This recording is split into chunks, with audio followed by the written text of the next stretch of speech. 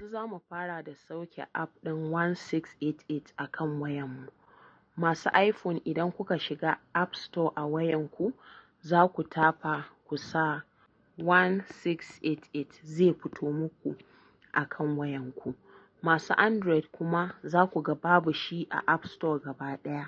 Duk da dai suna aiki a kai, sun ce za su dawo da shi kan App Store, saboda haka za ku tafi browser ɗinku. Wannan abun ake cewa browser, Chrome kenan wannan. To idan muka shiga browser ɗin namu, sai ku tafa 688.com za ku tafa. Idan ku tafa sai ku danna, zai buɗo muku website na 1688 a kan browser. Da ya buɗe za ku ga ya kawo muku wannan bayanan, ko ku yi downloading 1688 ɗin ko ku yi closing. Idan ya nuna muku wannan, yanzu mutum in yana so zai iya danna wannan domin ya fara downloading app ɗin a wayan shi. Amma saboda wa'inda ba lallai ya nuna musu ba, zan yi closing in nuna muku ɗayar hanyar.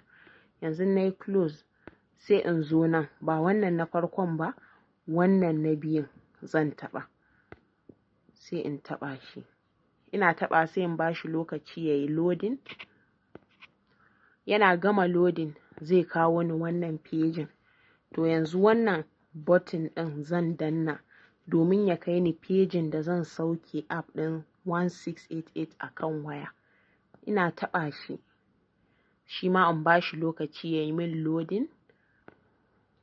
Zai buɗe muku wannan pejin inda za ku sauke manhajar a kan wayanku. Kuna danna wannan button ɗin zai sauka a kan waya. Masu iPhone za ku gan shi a App Store. Yanzu zai kawo muku wannan ya ce, ni ya ce min download file again saboda na taɓa yi, amma zai ce muku download file, sai ku sa download. Nawa ya sa download again saboda na taɓa downloading. To sai ku danna download ɗin, gashi na danna. Zai kawo muku wannan bayanin cewa gashi app na downloading a kan wayanku. Za ku ba shi dama ya gama downloading a kan wayar. Idan kuka ja saman wayanku za ku ga file ɗin yana downloading, sai ku ba shi lokaci. Kada ku damu don kun ga an sa Alibaba. Yana gama downloading, wasunku zai nuno muku a screen ɗinku cewa ya gama, wasu ba zai nuno ba. Idan bai nuna muku ba, ku ja screen ɗinku sama, gashi nan. Kun gan shi na ya sa download complete, sai ku taɓa.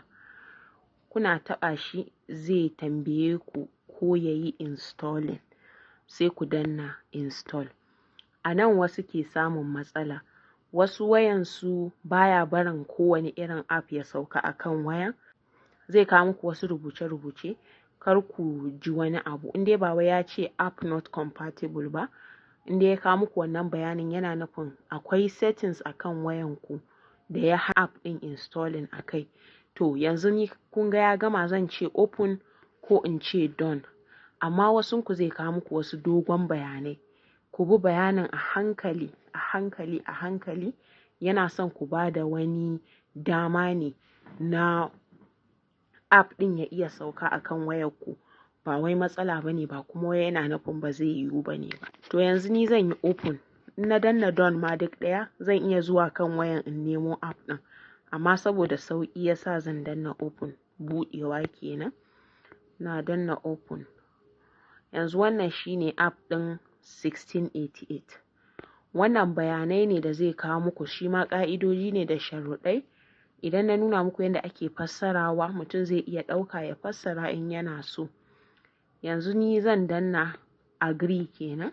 Na yadda da ƙa'idoji da sharuɗansu, saboda idan mutum ya danna bai yadda ba, ba zai iya amfani da app ɗin ba. To mun danna. Gashi kai tsaye mun shigo app ɗin 1688. Na san wasu mu sun taɓa shigowa cikin app ɗin, amma wasu ba su yi rajista a kan app ɗin ba. To yanzu ga mu mun shigo app ɗin. Wannan shine page na registration. Idan kuka lura, za ku ga alama ta Alipay. Idan kuka sa alama ta Alipay ɗin nan, zai ba ku dama ku shiga app ɗin 1688 ta Alipay. Wannan kuma idan mutum na so ya shiga cikin app ɗin da number wayarsa, kuna taɓa wannan zai kawo muku form ku cike ku sa number wayanku, ya dai fi tsayi. Sannan wannan idan mutum yana da account zai iya shiga ya sa password da sunan shi ya shiga cikin app ɗin. Wannan kuma wanda zai yi sabon register.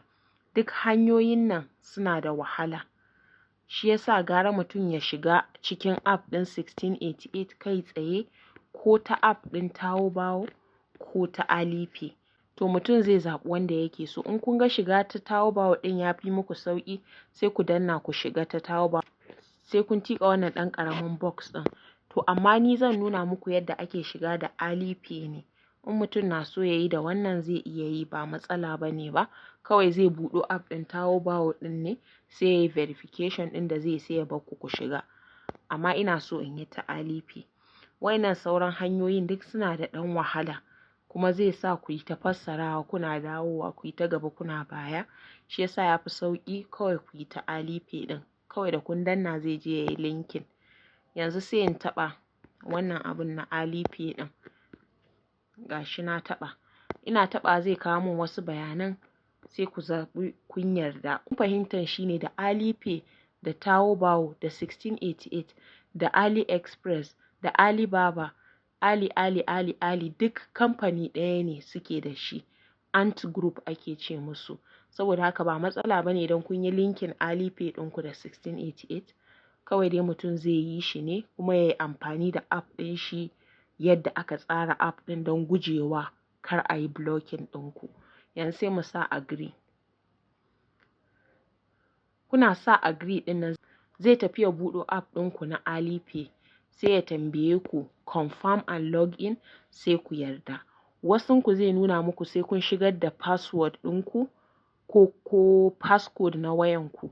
Duk yanda ya nuna muku ku bi shi, zai ba ku dama ku shiga. Wasu kuma baya nuna musu, musamman 'yan iPhone.